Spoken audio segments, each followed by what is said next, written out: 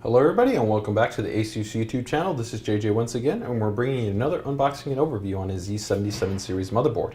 So today we're going to actually be focusing on one of our really special segment series boards, and that's part of our Mini-Max series, specifically our P8Z77-I Deluxe. As you can see right here, it's a Mini-ITX board, but it's definitely not going to be diminished in any one of the key aspects, whether that's going to be overclockability, the overall connectivity, or the overall flexibility that you have in terms of the connections and the type of system that you can set up with this platform. That's pretty much the most advanced Mini-ITX board that we've ever come out with the market, and we feel that competitively it's going to be the most feature-rich Mini-ITX solution out there. So for anybody looking for an awesome small form factor board to the extreme, this is definitely going to be your top-of-the-line candidate. So as always, we're going to go ahead and break it down in a couple of different ways. First, we're going to cover the accessories that come included with the unit. Secondary from that, we'll take a look at the packaging and some of the key technologies that are noted there. And then from there, we'll actually jump over to the board itself and go over the actual physical topology, the layout, connectivity, the inputs, the outputs, and everything that goes along with that. So let's from there first jump into the actual accessories that come included with this P8Z77-I Deluxe. So starting off with the accessories that we have included with the unit is we have 4 serial ATA cables. So you can see here we've got these guys, which are white and black. These are going to be SATA 6G, and these two right here are going to be SATA 3G. The board does have 4 SATA ports, so this actually does allow you to go ahead and make connections to all the SATA ports that are on the board. Next over, we've got a revamp to our classic Q connector. This is actually our Q cable. Because when working with a Mini-ITX board, it's a little bit more difficult to sometimes be able to access the pin header layout inside of a cramped chassis. You sometimes need a little bit more flexibility. That's what this is going to allow for. So you'll still go ahead and use this end, make the actual connection to the actual front panel header here on the board. From here, you're going to have these guys be accessible to go ahead and make connections for your power, your reset, your HD LED, power LED, and whatnot. So a nice little convenience and helping to make the installation process a little bit smoother. Next up right here, we've got, of course, our Wi-Fi antennas, which are magnetic, so they allow you to go ahead and quickly and easily affix them to a chassis or the side of a chassis. These are going to be to enable the Bluetooth and wireless connectivity that is supported on this motherboard. Next up, we got our Q Shield. Q Shield is our actual padded Q Shield design. So this helps to go ahead and, for one, make it a little bit softer and easier for you when you're going ahead and inserting this inside of the chassis, as well as to go ahead and minimize any type of electromagnetic interference from coming through the back plane and potentially causing stability issues. And lastly, we've got a set of screws here, which are part of the actual installation process, which is noted in the manual. Okay, so moving on over to the P8Z77-I Deluxe box, you can see we've got a couple of key technologies that are pointed out here. The first one being that it incorporates our digital power design. So this is, of course, a design implementation that we've been featuring on a number of our boards for multiple generations now. And we're continuing to improve upon it every single time that we incorporate on a new chipset. For this generation, we've definitely extended it to pretty much the most advanced implementation that we've offered, with it covering digital power delivery control for the CPU and the Vrm assembly, control for the DRAM, and as well as control and power delivery for the iGPU. So pretty much everything that's key in terms of a performance factor, helping to maintain efficiency and giving you all those variables at tweaking and tuning your platform for the most flexibility or the most overclockability are being able to be executed through our digital power design. Moving next over to here, we have a denote that this board supports up to 2400 plus overclocking for the DRAM, and we'll talk a little bit more about some of the special trace layout that this board features that allows it, even with it being a small form factor design, to be able to have those aggressively set overclock parameters for DRAM scaling. In addition to that, right here, we've got our USB 3 boost implementation, which is a special hardware and software package design, which helps us to enhance the performance for USB 3, whether it's on the Intel or whether it's on our add-in controller. From there, we've got the network iControl software, which is a great form of packet priority software, which we'll talk a little bit more about when we get to the board.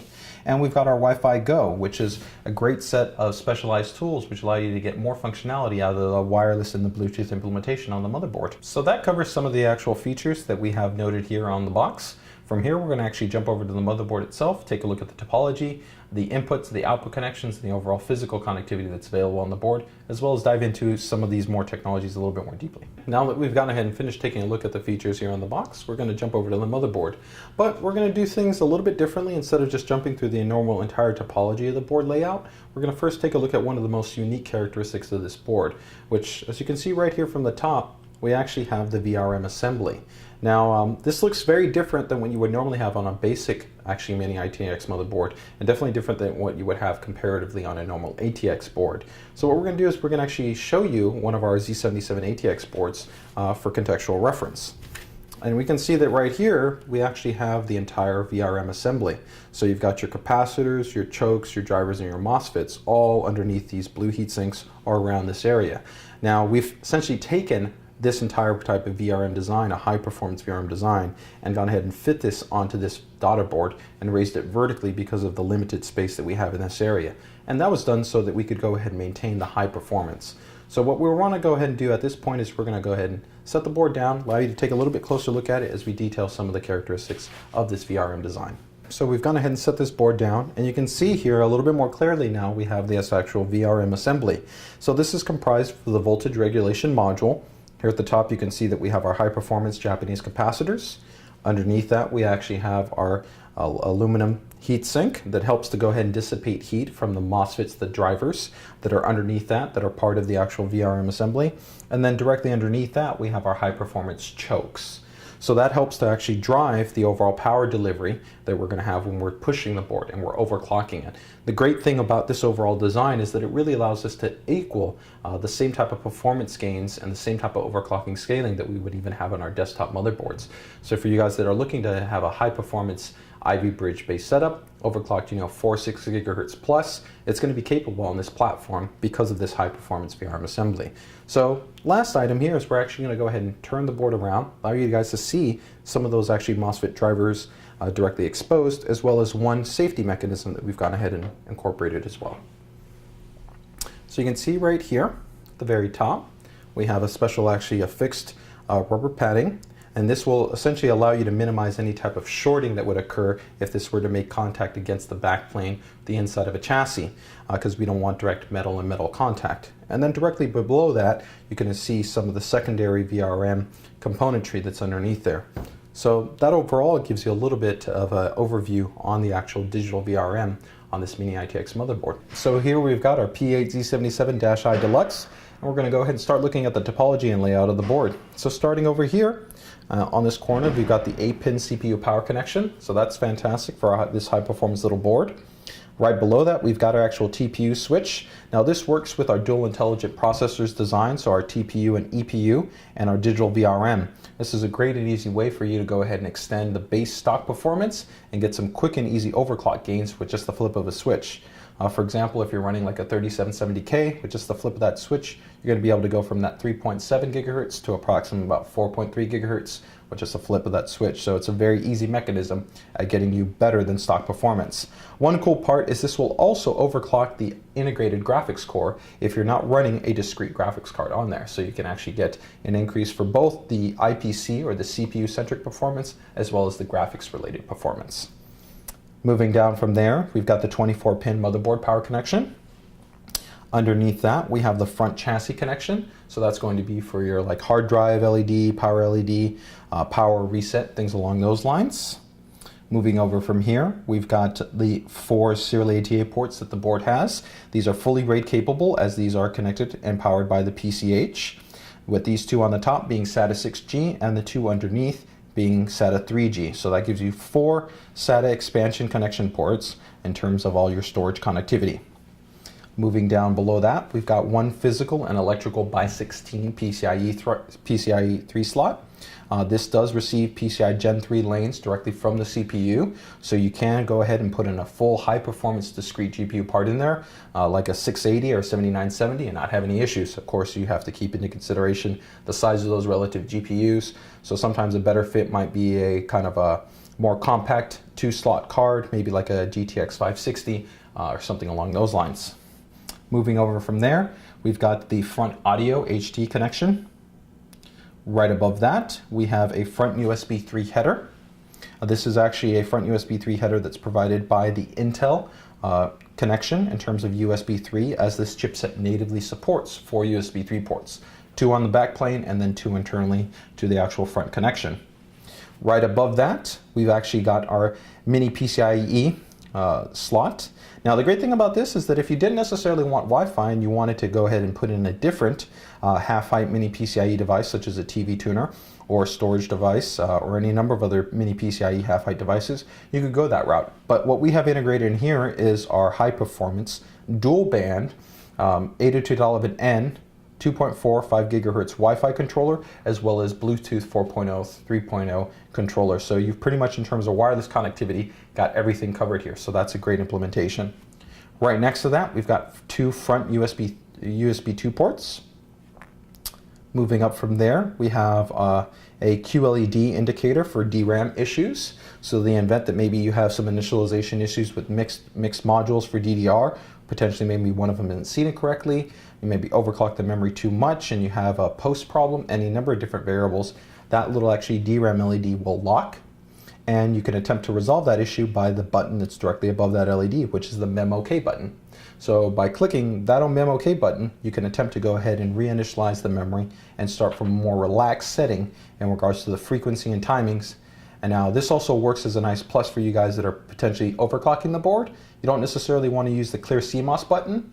You can go ahead and depress this, and instead of re-clearing your UEFI settings to defaults, it'll just reset the frequency parameters. So that's a nice plus, because if you have like a RAID configured, fan controls enabled, and other parameters defined within the UEFI, you won't lose all those settings. Moving up from there, we have a vertical CMOS battery, and then moving up from there, we have two 4-pin PWM fan headers.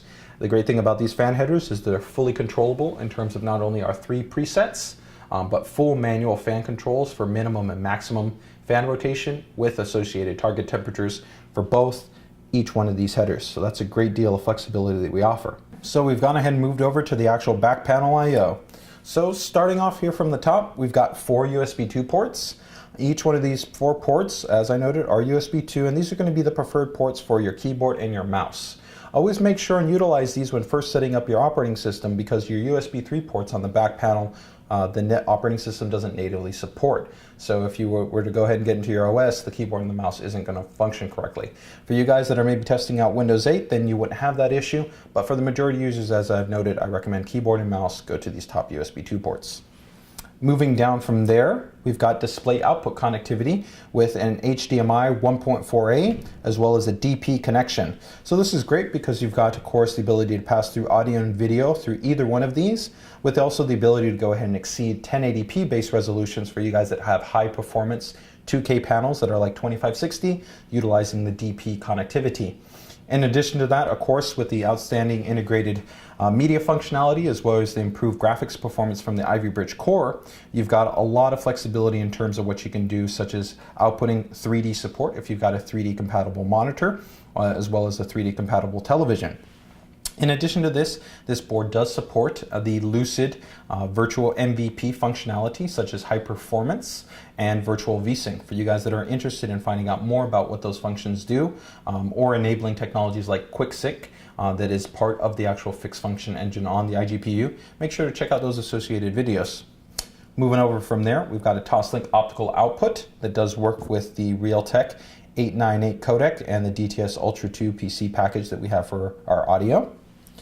Moving down from here, we have also a DVI connection. Now this is a single link output because there is limitations based on the iGPU's functionality. So this is only going to be associated for 1080p base capable displays. Once again, for higher resolution displays, you're going to want to go with the DP connection.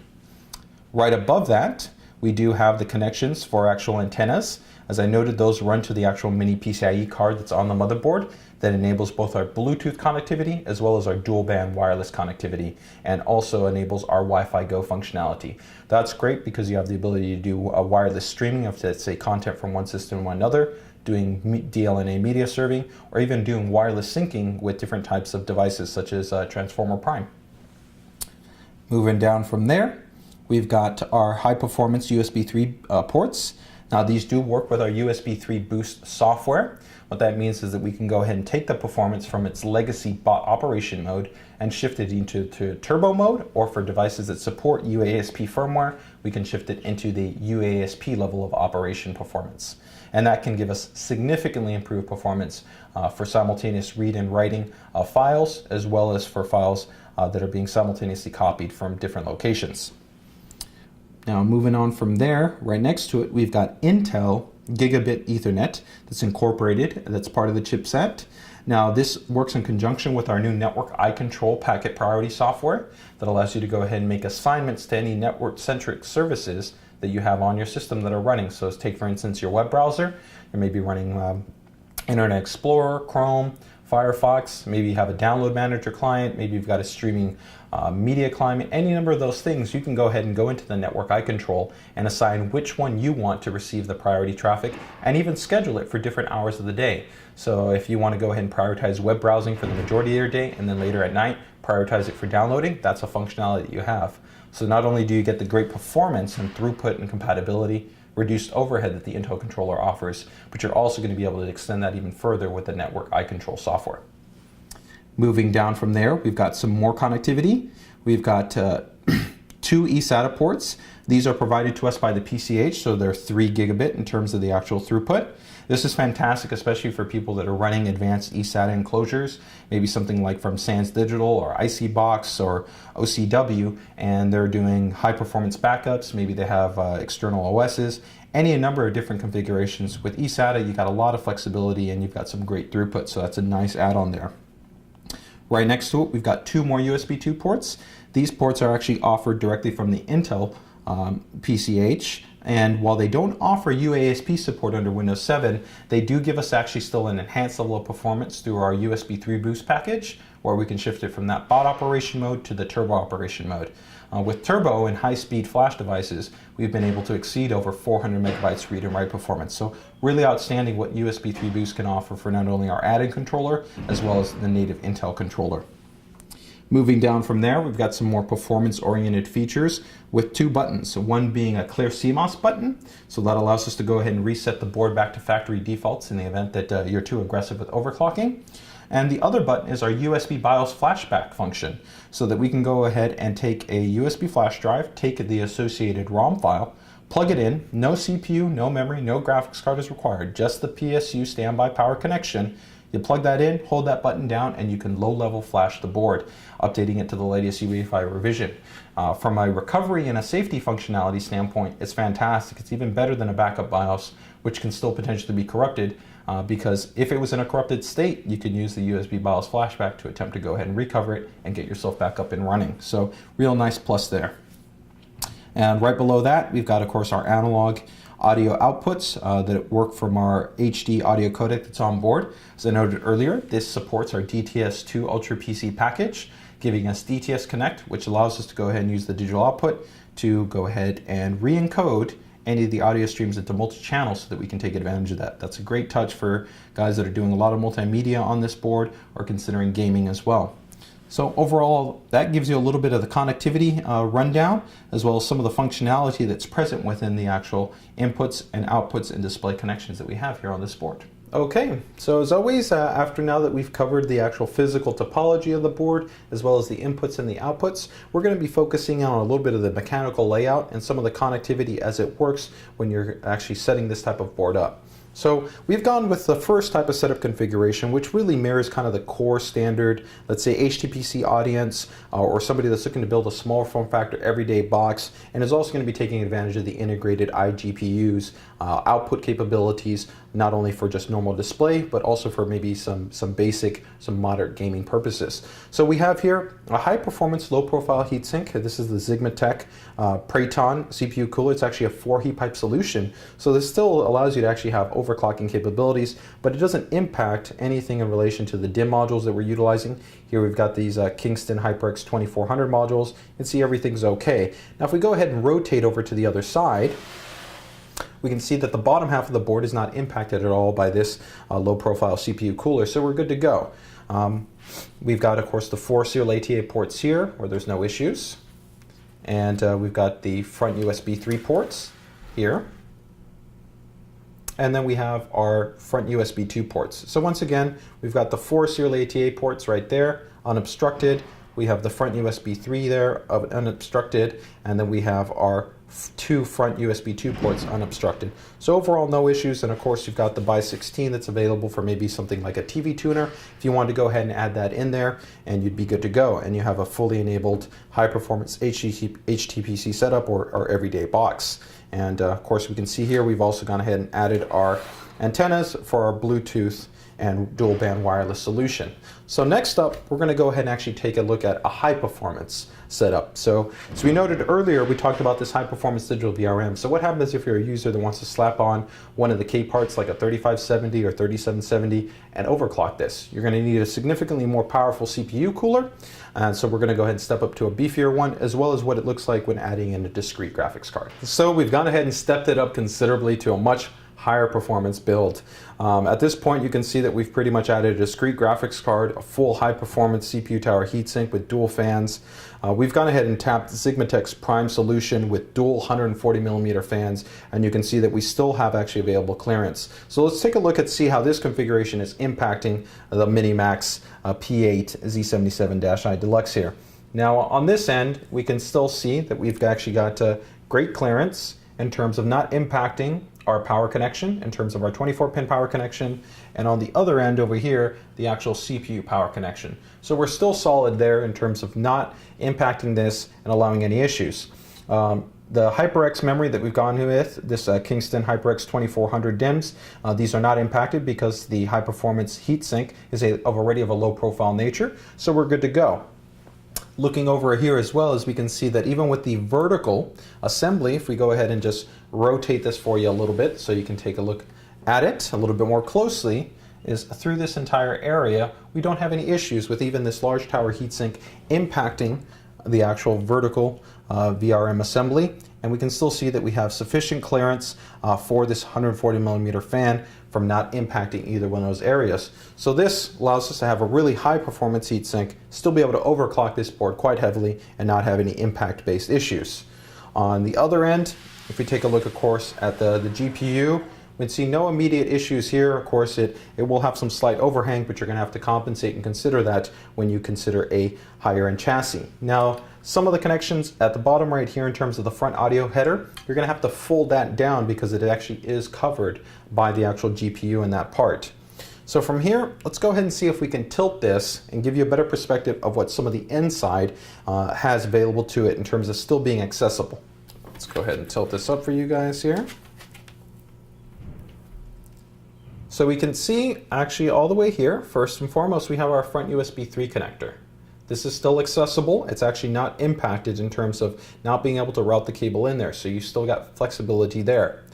A little bit lower than that, we've got the front USB 2 ports that are also still accessible in terms of you going ahead and be able to fold the cable in underneath the heatsink and be able to work with it. Now if we tilt this a little bit more up, we can see right here we still have the serial ATA ports that are also still accessible. Okay, now that we've gone ahead and covered the accessories, the package contents and the features, and of course the physical topology and the mechanical concerns that we have with the board, we're going to go ahead and wrap things up. As always, we want to give you a little bit of consolidated perspective regarding the positioning of the P8Z77-I Deluxe. And as we've shown you, this pretty much is the best of the best when it comes to being able to take a small form factor board, incorporate all the cutting edge connectivity that you'd be looking for in terms of dual band Wi-Fi, high performance and high speed Bluetooth, high performance VRM that gives you overclocking potential, even expansion for a full PCI Gen 3 graphics card. This type of really flexibility within a Mini-ITX board is unmatched. And then when you wrap that all together with the additional plus points like quality fan controls, USB 3 boost, the packet priority software, you really have an outstanding board that when you come down to it and you really think about it, if you're a user that's using an integrated graphics part of the iGPU for your Ivy Bridge CPU, or you're running just a standard everyday box, but you're looking for a lot of rich connectivity, but in a much smaller footprint, this is going to be a perfect board to you. A lot of times we limit to Mini-ITX to being thought about for just for HTPC, but that's not necessarily the case. This board could make an awesome small form factor gaming box. It could make an everyday box. Could make an actual high performance server, or you could have, you know, an actual classic media center PC. So really with everything that we've done here, we're enabling you to have maximum performance, but in this miniature size. So as always, if you guys have any questions, comments, feedback, make sure to drop them here on the page. We'd appreciate if you subscribe as well if you enjoyed the videos and are looking for more. And if you want to drop us any other comments, make sure to check us out at Facebook and Twitter.